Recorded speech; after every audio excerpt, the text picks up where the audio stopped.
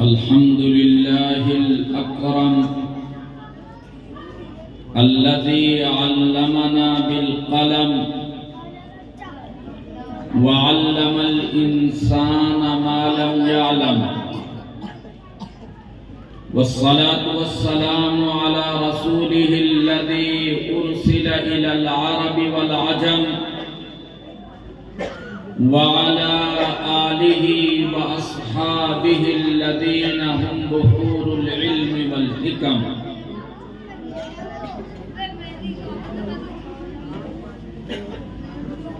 أما بعد فأعوذ بالله من الشيطان الرجيم.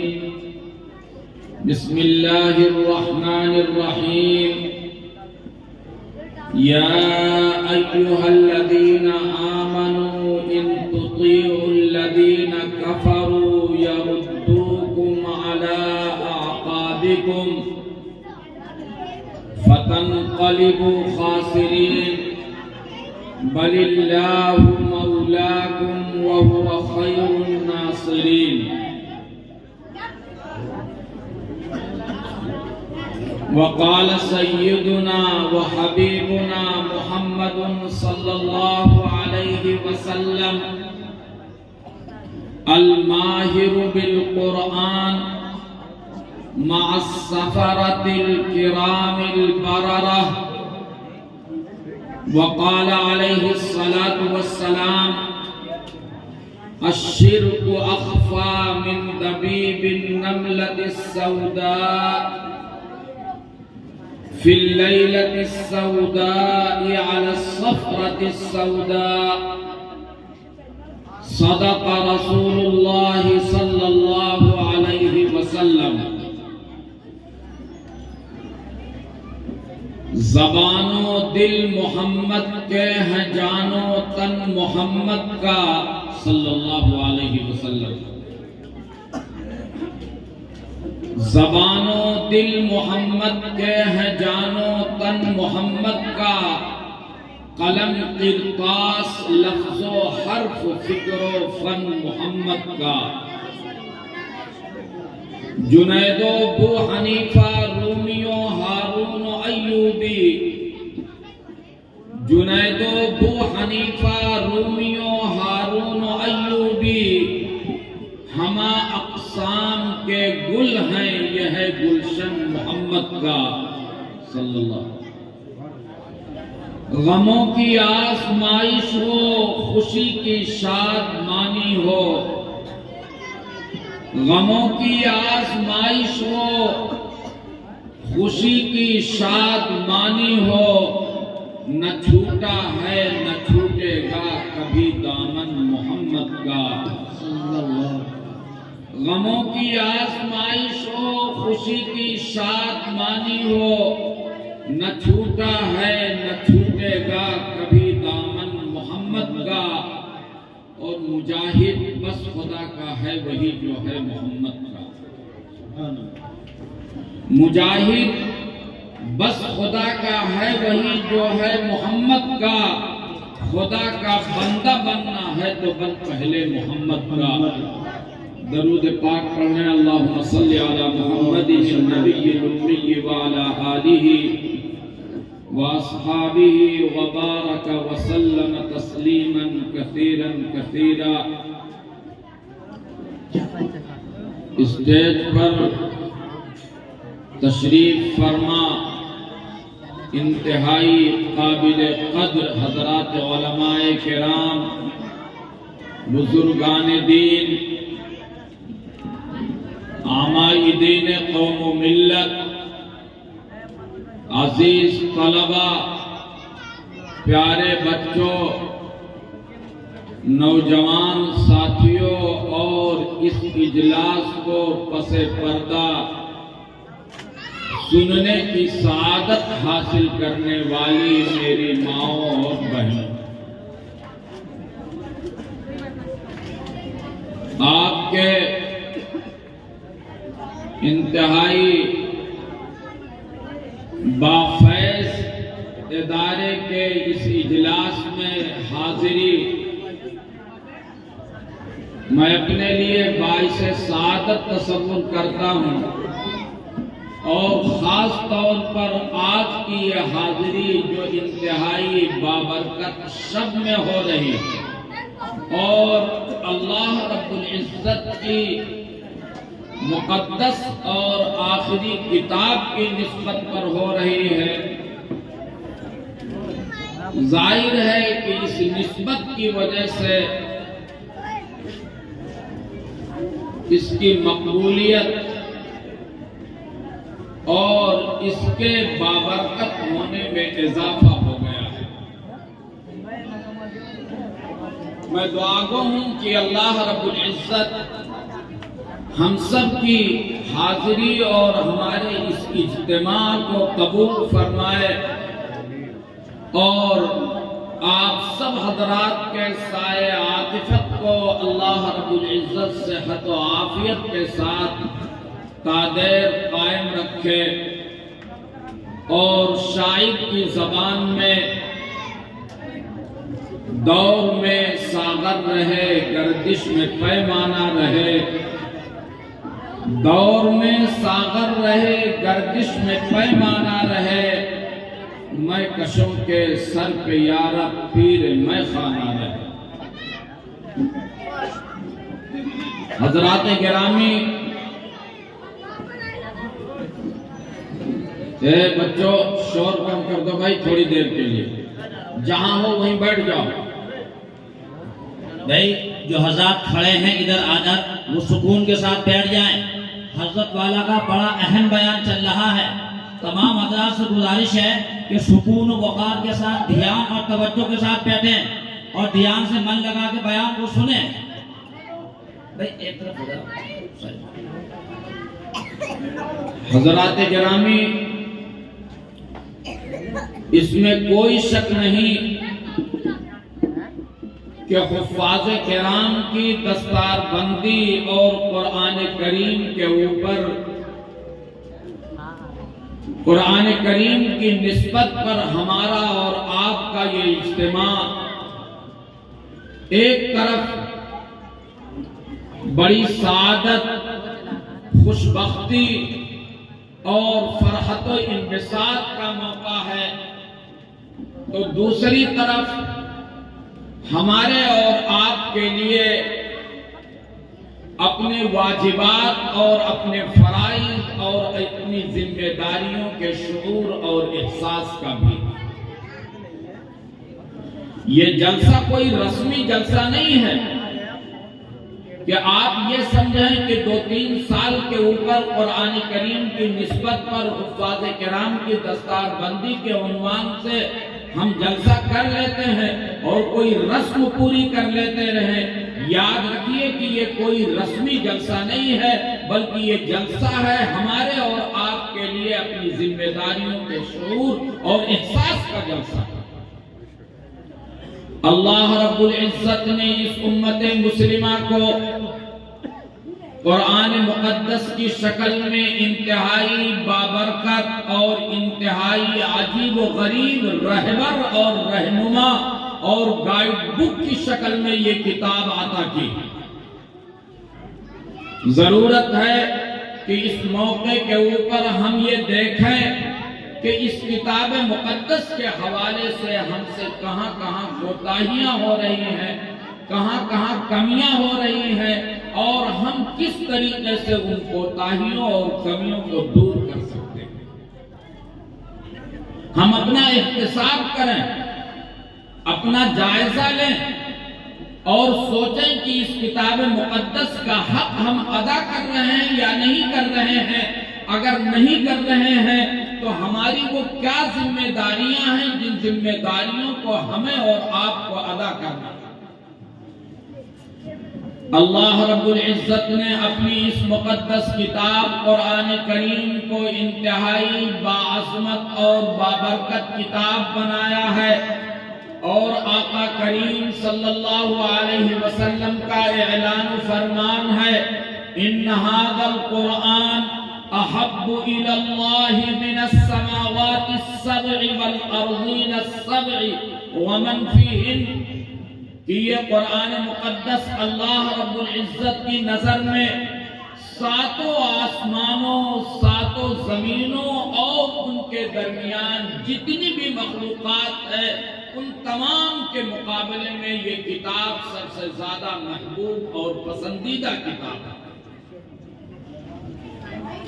اور اس کتاب مقدس سے جب تک ہمارا اور آپ کا رشتہ انتہائی اٹوٹ اور مستحکم نہیں ہوگا، اس وقت تک نہ ہم دنیا کے اندر اللہ کی رحمتوں اور نصرتوں کے مستحق ہو سکتے ہیں، اور نہ ہی آخرت میں ہمیں اور آپ کو کامیابی اور سرخروئی مل سکتی ہے۔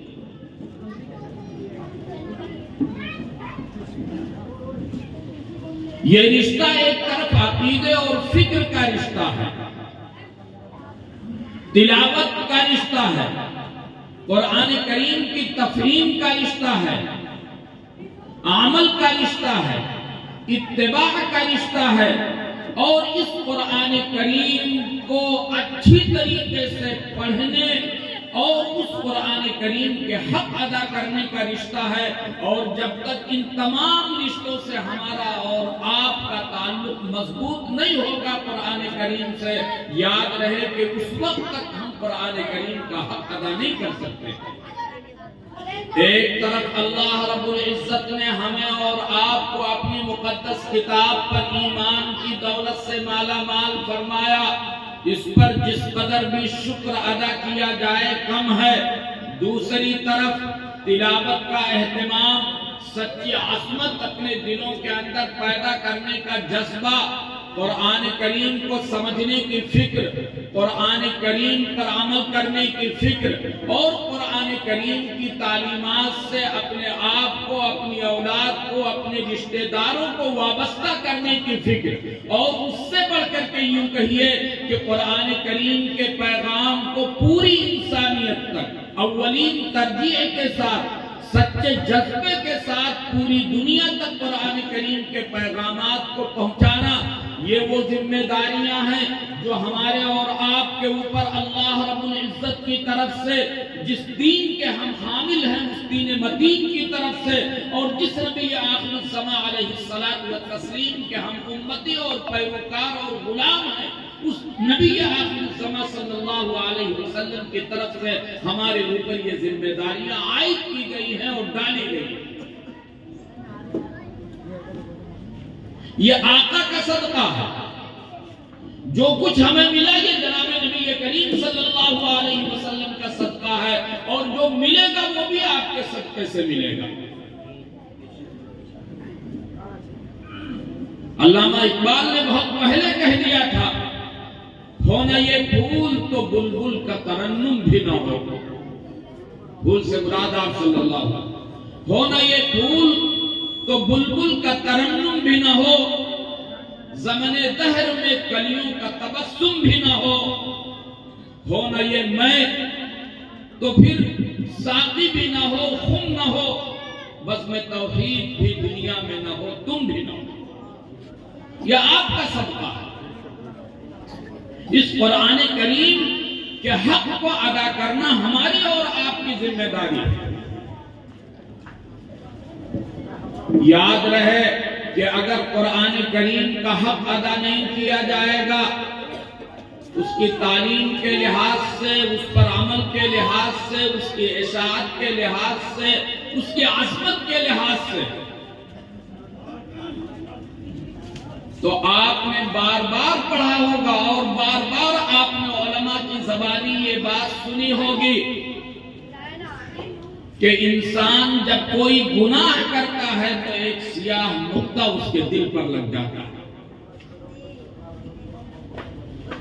اگر بندہ اس گناہ سے توبہ کر لیتا ہے تو وہ سیاہ دھبا مٹ جاتا ہے، اور اگر گناہوں کے اوپر گناہ کرتا رہتا ہے تو وہ دھبا بڑھتا رہتا ہے یہاں تک کہ پورا دل سیاہ اور زنگ آلود ہو جاتا ہے۔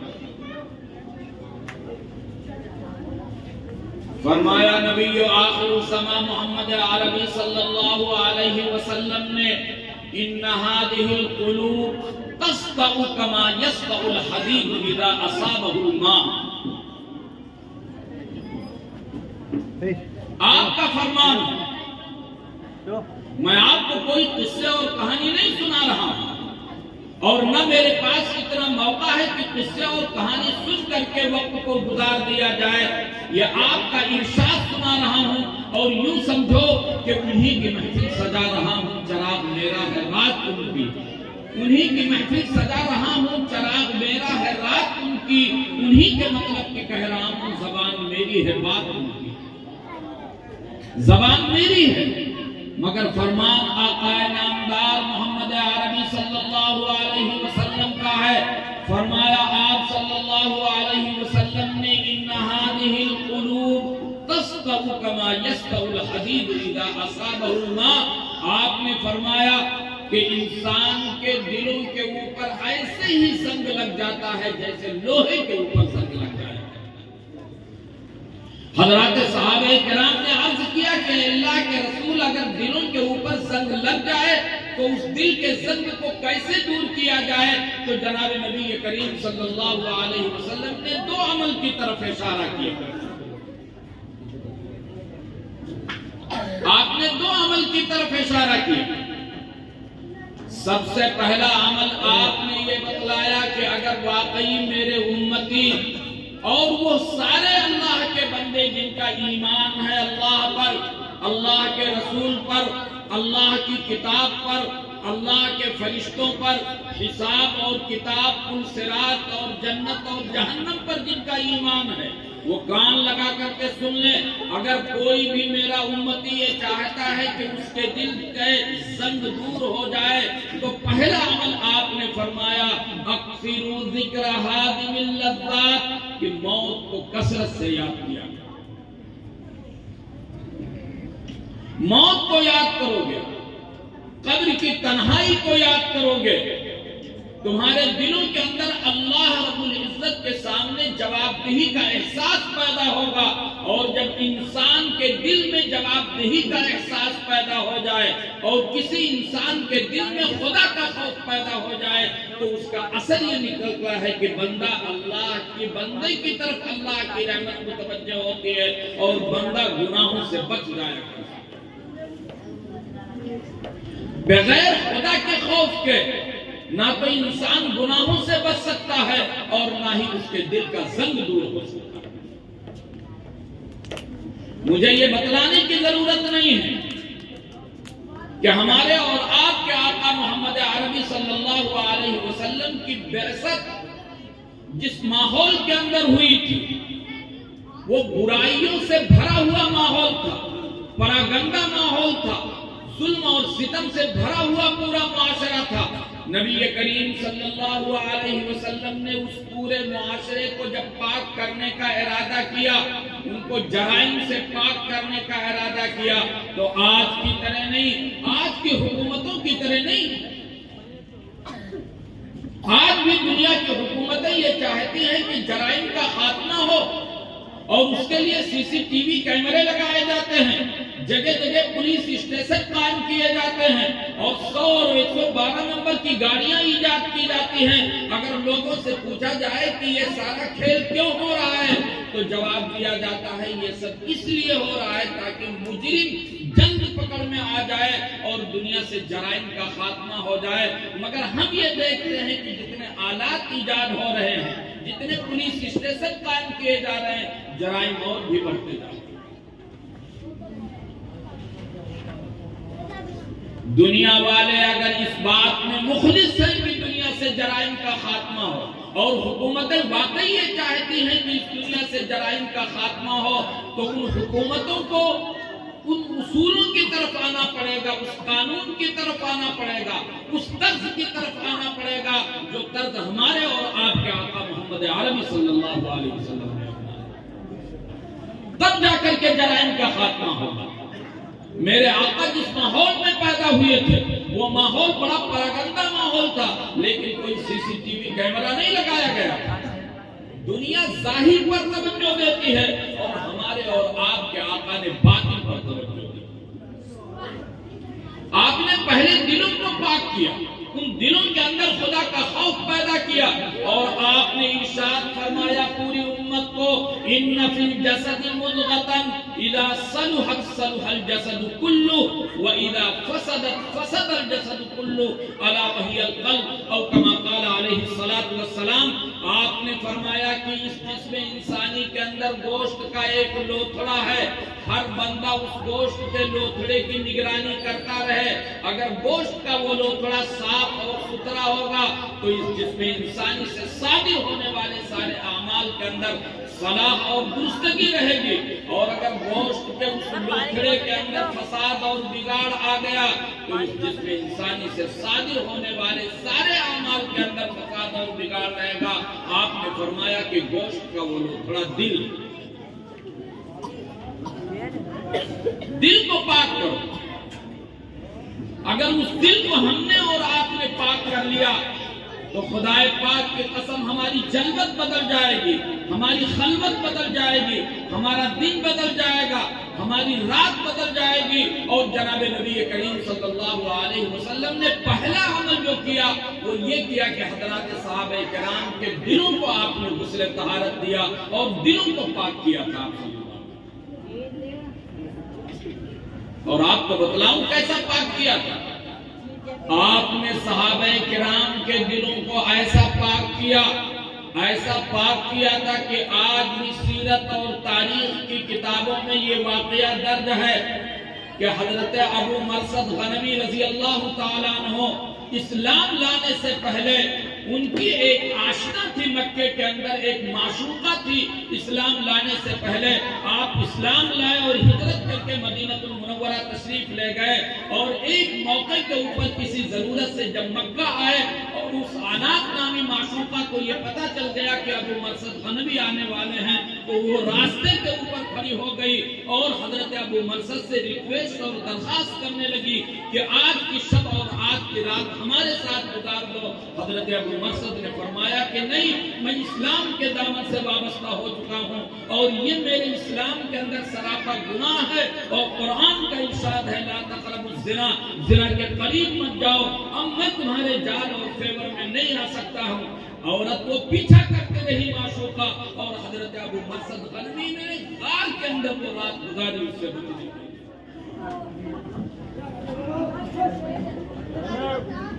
یہ بات کیا تھی؟ بات صرف یہ تھی کہ نبی کریم صلی اللہ علیہ وسلم نے صحابہ کے دل کو پاک کر دیا، اس دل میں خدا کا خوف پیدا ہو گیا۔ حضرت انس رضی اللہ تعالیٰ عنہ خادم رسول ہے، وہ فرماتے ہیں کہ جب شراب کی حرمت نازل ہوئی تو ہم حضرت ابو طلحہ کے مکان میں شراب پلا رہے تھے اور آواز آئی۔ حضرت ابو طلحہ نے فرمایا کہ باہر جا کر کے دیکھو یہ کیسی آواز ہے۔ ہم باہر گئے اور ہم نے آ کر کے بتلایا کہ جناب نبی کریم صلی اللہ علیہ وسلم کے منادی کی طرف سے یہ اعلان ہو رہا ہے کہ شراب حرام قرار دے دی گئی ہے۔ اتنا سننا تھا کہ حضرت ابو طلحہ نے فرمایا کہ برتن ڈیل دیے جائیں اور اس ام الخبائث کے ایک قطرہ بھی گھر میں رکھنے کی ضرورت نہیں۔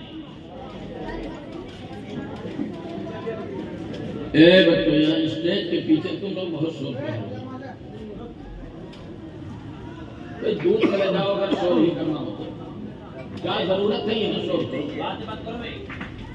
عجیب لوگ ہیں، اگر شور ہی کرنا ہے تو کیا ضرورت ہے یہی شور کرنے کو؟ دور چلے جاؤ۔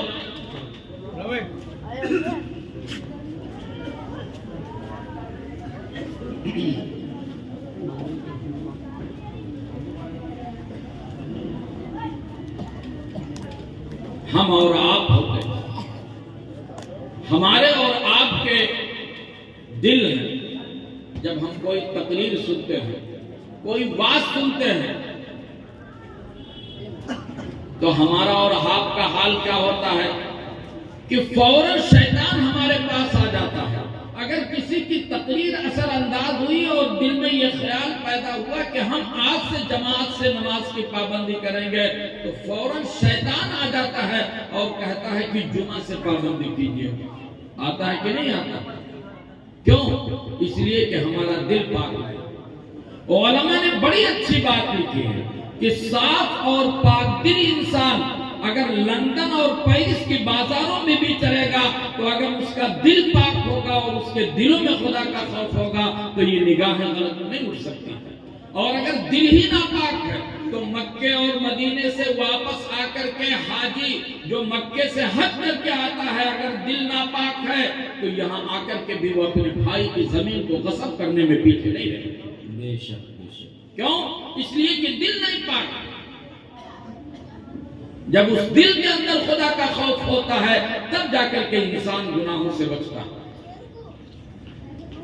تو نبی کریم صلی اللہ علیہ وسلم نے فرمایا کہ اگر دلوں کا زنگ دور کرنا چاہتے ہو تو موت کو کثرت سے یاد کرو اور اس دل میں خدا کا خوف پیدا ہوگا تب تم گناہوں سے بچو گے. ایک اور روایت میں محمد عربی صلی اللہ علیہ وسلم نے فرمایا القیس من دان نفسه وعمل لما بعد الموت والعاجز من اتبع نفسه هواها وتمنى على الله او كما قال عليه الصلاة والسلام. فرمایا میرے آقا محمد عربی صلی اللہ علیہ وسلم نے کہ اے لوگوں میں تمہیں بتلاؤں کہ اس روئے زمین کے اوپر سب سے زیادہ ہوشیار اور دانشمند کون ہے. حضور فرما رہے ہیں میں بتلاؤں کہ اس روئے زمین پر سب سے زیادہ ہوشیار اور دانشمند کون ہے. ممکن ہے دنیا والے یہ سمجھ رہے ہوں کہ سب سے زیادہ ہوشیار تو وہ آفیسر ہے جو لاکھوں روپے مہینے میں تنخواہ کماتا ہے. کوئی یہ سمجھ رہا ہوگا کہ سب سے زیادہ ہوشیار اور دانشمند صاحب وہ ماہر ڈاکٹر ہے جو اپنی کیبن میں بیٹھ کر کے دن بھر پیسے ہی وصول کرتا ہے. لیکن قربان جائیے میرے آقا محمد عربی صلی اللہ علیہ وسلم پر آپ نے فرمایا میں تمہیں بتلاتا ہوں کہ سوئے زمین پر سب سے ہوشیار کون ہے. آپ نے فرمایا القیس من دان نفسہ وعمل لما بعد الموت. کہ سوئے زمین کے اوپر سب سے زیادہ ہوشیار اور دانشمند انسان وہ ہے جو اپنا محاسبہ کرے اور مرنے کے بعد والی زندگی کی تیاری کرتا ہے. اس سے زیادہ ہوشیار کوئی نہیں ہے. اپنا محاسبہ کر. جس طریقے سے ایک بزنس مین ایک تاجر جب اپنی تجارت اور بزنس میں کچھ پونجی لگاتا ہے تو سال اور 6 مہینے میں وہ کیلکولیٹ اور حساب کرتا ہے کہ لاؤ دیکھوں میں نے اپنی تجارت میں اتنی پونجی لگائی ہے کتنا نفع ہوا. ایسے ہی ہر مومن بندے کی یہ ذمہ داری ہے کہ شام کو جب وہ اپنے بستر پر سونے کے لیے جائے تو اپنے نفس سے اپنے پورے دن کا حساب لے جائے. سوچے اپنے بستر کے اوپر. ایسا نہ ہو کہ شام کو اپنے بستر پر سونے کے لیے جائے تو دنیا کے خرافات اپنے ذہنوں کے اندر رکھے کہ صاحب کل کو یہ زمین خریدنی ہے اور کل کو یہاں سے سریا لینا ہے اور اس طریقے سے کرنا ہے. نہیں, اپنے پورے دن کا حساب لے کہ اللہ کی نعمتوں سے اس نے پورے دن فائدہ اٹھایا ہے.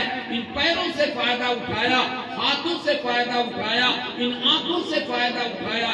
یہ اتنی بڑی نعمت ہے, اتنی بڑی نعمتیں ہیں کہ مجھے بتلانے کی ضرورت نہیں ہے کہ اگر کسی بھی انسان کے آنکھ کی روشنی ذرا بھی کم ہو جائے تو کیا وہ اپنی جائیداد بیچنے کے لیے تیار نہیں ہو جاتا. کیوں؟ اس لیے کہ بہت بڑی نعمت ہے. ہمیں احساس اس لیے نہیں ہوتا ہے کہ اس کا ریچارج نہیں کرانا پڑتا, اس کا بل نہیں ادا کرنا پڑتا.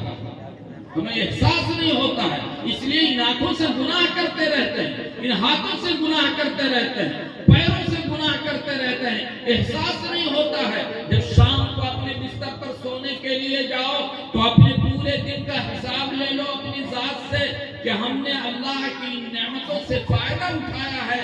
اے بندے ذرا یہ بتلا کہ کتنا عمل اس پورے دن میں ہم نے اللہ کی مرضی کے مطابق کیا اور کتنا عمل ہم نے اللہ کی مرضی کے خلاف. آپ نے فرمایا ہوشیار بندہ وہ ہے جو اپنا حساب لے اور مرنے کے بعد والی زندگی کی تیاری کرے.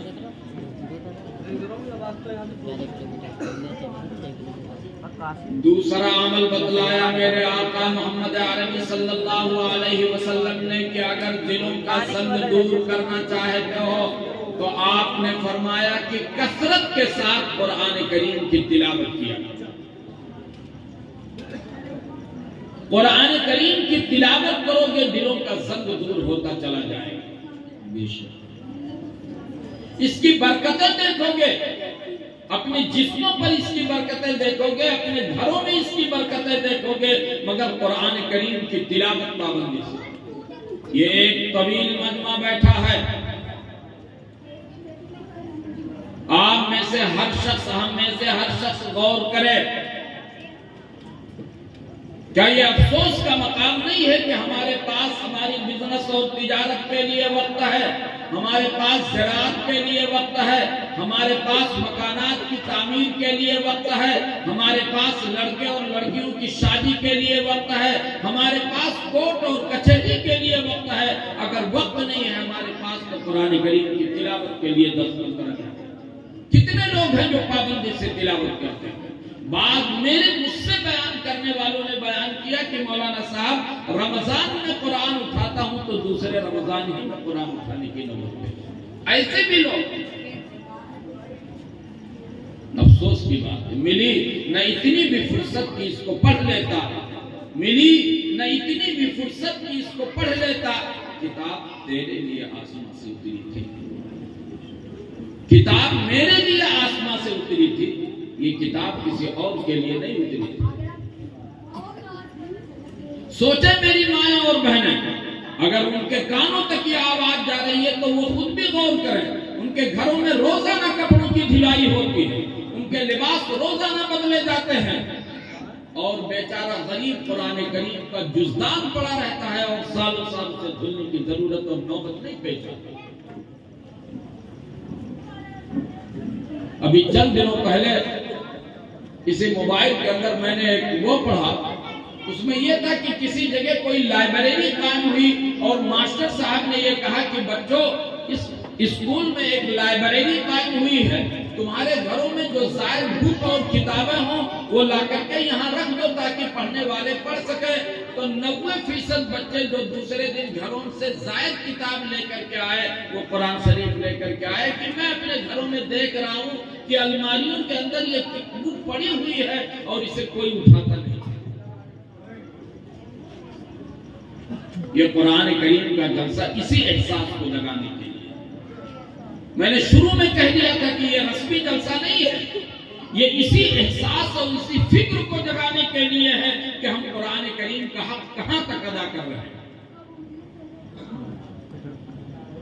جو بات میں کہہ رہا ہوں بہت ہی ذمہ داری کے ساتھ یہ بات کہہ رہا ہوں. علماء نے لکھا ہے کہ طوفان باد و بارہ سے قوموں کو اتنا نقصان نہیں پہنچتا ہے جتنا نقصان قوموں کو اس وقت پہنچتا ہے جب صحیح شعور اور صحیح فکر ان کے اندر سے ختم ہو جائے. زلزلے آ جائیں، آندھیاں آ جائیں، مکانات گر پڑے، لوگ مر جائیں، قوموں کو اتنا نقصان نہیں پہنچتا ہے. لیکن اگر قوموں کے اندر سے صحیح احساس اور فکر ختم ہو جائے تو قوموں کو زیادہ نقصان پہنچتا ہے. علامہ نے کہا تھا قوت فکر و عمل پہلے فنا ہوتی ہے پھر کسی قوم کی شوکت پہ زوال آتا ہے. صحیح فکر پیدا کیجیے، احساس جگائیے میرے محترم بزرگوں اور دوستوں، اور سوچئے آج دنیا کے اندر اس ہندوستان ہی میں نہیں بلکہ دنیا کے اندر جہاں بھی مسلمان ہیں، چاہے وہ غالب پوزیشن میں ہو یا مغلوب پوزیشن میں، طاقتور صورتحال میں ہو یا کمزور صورتحال میں، سب کے سامنے چیلنجوں کا سامنا ہے. اور سب سے بڑا چیلنج اس وقت جو ہمارے سامنے ہے اور خاص طور پر ان خدام دین کے سامنے جو سب سے بڑا چیلنج ہے وہ چیلنج ہے اپنی نسلوں کے ایمان اور یقین کے تحفظ کا چیلنج. باطل دندنا رہا ہے اور طاغوتی طاقتیں اپنے لاؤ لشکر کے ساتھ ہمارے مقابلے میں ہیں. انہیں ہمارے ایمان سے، انہیں ہمارے اعمال سے لینا دینا نہیں ہے. ان کا نشانہ ہماری عبادتیں نہیں ہیں بلکہ ان کا نشانہ وہ روح اور اسپرٹ ہے جو ہمیں اور آپ کو اعمال کی طرف متوجہ کرتے ہیں. انہوں نے ٹارگٹ بنا رکھا ہے ہمارے ایمان کو اور انہوں نے ہدف بنا رکھا ہے ہمارے ایمان اور یقین کو. وہ چاہتے ہیں ہمارے تشخص اور ہمارے امتیاز کو سلب کر لیں. یہ موقع بڑی دانشمندی اور بڑے غور و فکر کرنے کا موقع ہے، بڑی بیداری کی ضرورت ہے.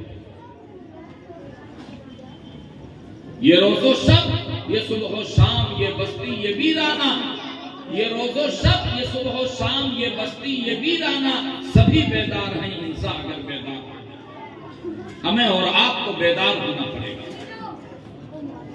جو کوششیں ہو رہی ہیں اس کو توانا بنانا پڑے گا، اور اپنے بچوں کو اور اپنی نسلوں کو اس قرآن سے حقیقی معنی میں وابستہ کرنا پڑے گا۔ اور حقیقی معنی میں وابستہ کرنے کا مطلب یہ ہے کہ ان کے دلوں میں قرآن کی محبت ڈال دی جائے۔ اور یہ چیز اسی وقت ہوگی جب ان چٹائیوں کے اوپر بیٹھنے والے حضرات علماء کرام کے سامنے سے آپ اپنے بچوں کو گزاریں گے۔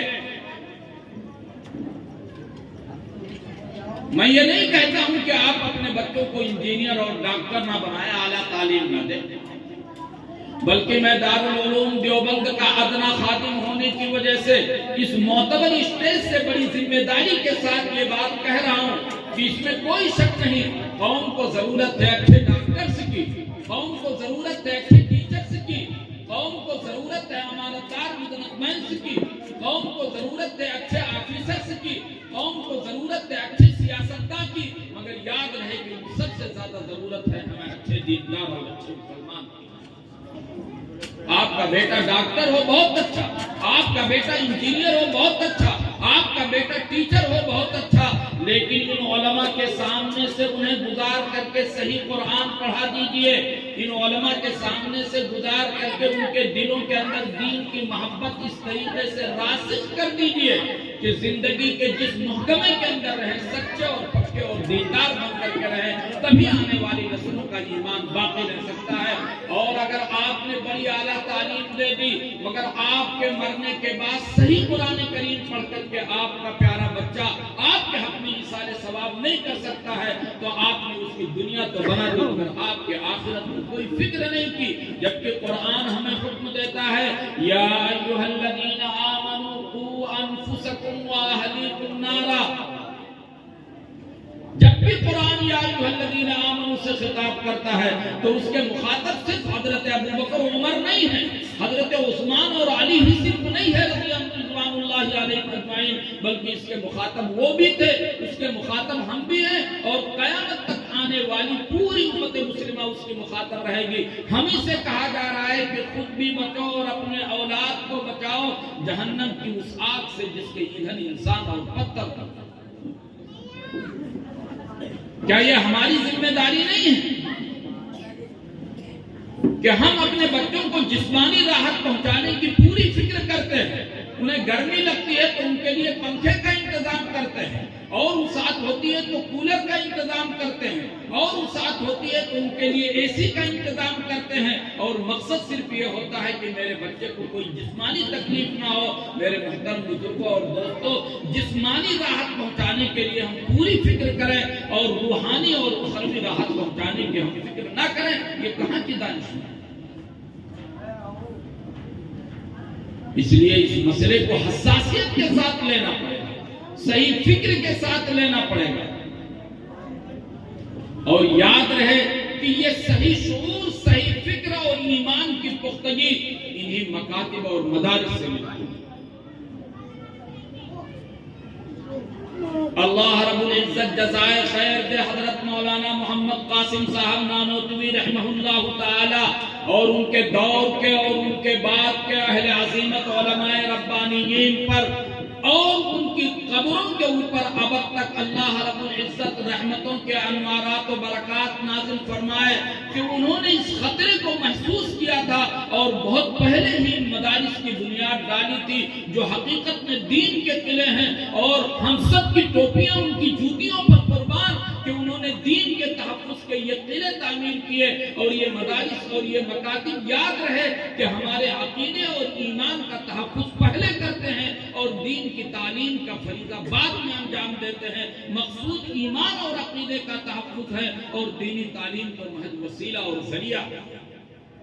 یہ ایمان کے قلعے ہیں، یہ ہمارے بچوں کے ایمان اور یقین کو باقی رکھنے والے ہیں، اور بڑی ہی ذمہ داری کے ساتھ یہ بات کہی جاتی ہے کہ اگر آج بھی ہماری زبانوں پر جو لا الہ الا اللہ اور محمد الرسول اللہ کی صدا ہے اور ہمارے گھروں سے جو تلاوت قرآن کی آواز آ رہی ہے اور ہمارے سروں کے اوپر جو ٹوپیاں اور چہروں پر داڑھیاں نظر آ رہی ہے، خدا پاک کی قسم انہیں مدارس اور مکاتب اور مساجد کر سکتا ہے، ورنہ باطل دندنا رہا ہے۔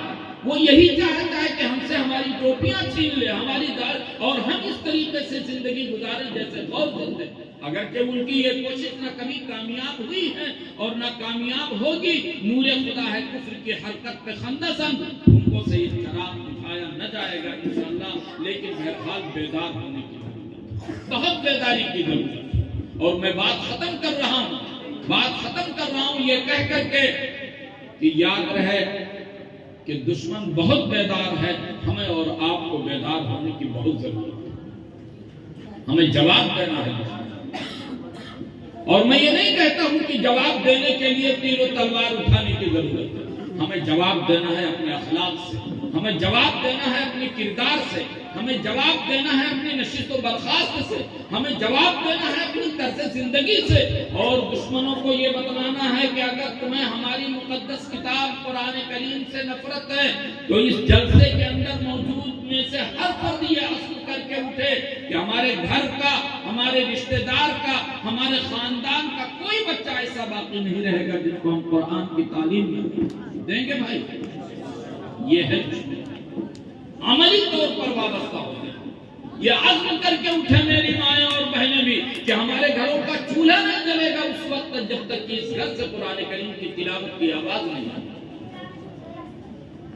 یہ جلسے اسی پیغام کو بتلانے کے لیے، اگر دشمنان اسلام کو ہمارے لباس سے نفرت ہے تو اسلامی لباس پہن کر کے دکھلائیے، اگر دشمنان اسلام کو ہماری داڑھیوں سے نفرت ہے تو اگر واقعی آپ سچے عاشق ہیں جناب نبی کریم صلی اللہ علیہ وسلم کے تو یہ عزم کر کے اٹھیے کہ ہم جناب نبی کریم صلی اللہ علیہ وسلم کی سنت کو اپنے چہرے پر سجائیں گے۔ دشمن چاہے خوش ہو یا ناخوش، ہمیں دشمن کی خوشی نہیں چاہیے، ہمیں خوشی چاہیے اللہ اور اس کے رسول صلی اللہ علیہ وسلم کی، اور اسی کی رضا سے ہمیں اور آپ کو نجات مل سکتی ہے۔ اگر ایسا ہے تو یاد رہے کہ اللہ کی رحمتوں اور نصرتوں کے انشاءاللہ ہم مستحق ہوں گے۔ فضائے بدر پیدا کر فرشتے تیری نصرت کو، فضائے بدر پیدا کر فرشتے تیری نصرت کو اتر سکتے ہیں گردوں سے قطار اندر قطار۔ اب بھی میں آخر میں اپنے ان بچوں کو مبارکباد پیش کر رہا ہوں، ان کے والدین کو، ان کے بھائیوں کو، ان کی بہنوں کو، ان کے اہل خانہ کو اور ان کے اساتذہ کرام کو جنہوں نے ان بچوں کے اوپر محنت کی، انہیں حافظ قرآن بنایا۔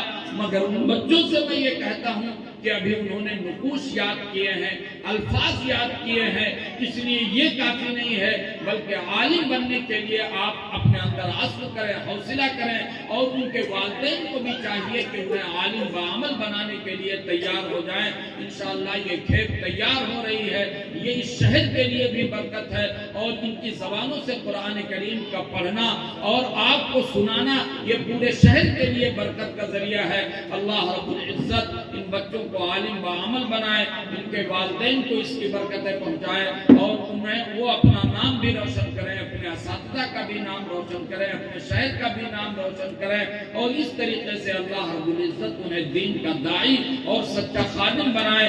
انہی چند معروضات پر اور گزارشات پر اپنی بات ختم کر رہا ہوں۔ اللہ رب العزت اس حقیر کہنے والے کو بھی ان پر عمل کرنے کی توفیق عطا فرمائے، اور ہم سب کے لیے دین کے اوپر چلنا آسان فرما دے۔ اے خدا، جسم میں جب تک کہ میری جان رہے، اے خدا جسم میں جب تک کہ میری جان رہے، تجھ پہ صدقے تیرے محبوب پہ قربان رہے، کچھ رہے یا نہ رہے، پر یہ دعا ہے کہ امیر نصر کے وقت سلامت میرا ایمان رہے۔ آمین وآخر دعوانا الحمدللہ رب العالمین۔ ماشاءاللہ، سبحان اللہ۔ یہ تھے حضرت جناب مولانا محمد مصلح الدین صاحب، جو کہ ہم سب کے دلوں کی دھڑکن، ام المدارس دارالعلوم دیوبند کے مائناز استاد محترم تھے۔ حضرت والا نے بڑے ہی اچھے انداز سے ہم سامعین کو محظوظ فرمایا اور بڑی اچھی نصیحتیں فرمائیں۔ اللہ تعالی ہم سب کو عمل کی توفیق نصیب فرمائے۔ حضرت والا